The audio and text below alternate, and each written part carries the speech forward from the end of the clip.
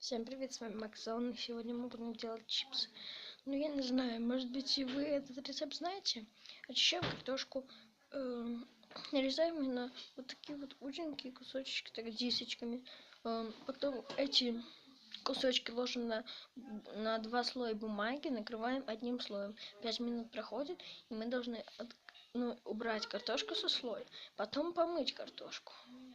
И опять, чтобы она посохла, на 2 слоя бумаги и накрыть одним. Прижать крепко, подождать 5 минут, потом открывать. Еще раз помыть, еще раз на 2 слоя бумаги и накрыть. Потом взять... мы делаем это в микроволновке.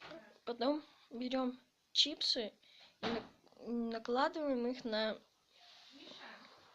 раскладываем их на тарелку, сыплем их солью и потом запекаем в микроволновке. Все легко и быстро. Как делать, я покажу в следующем видео. Всем пока. С вами был Максон.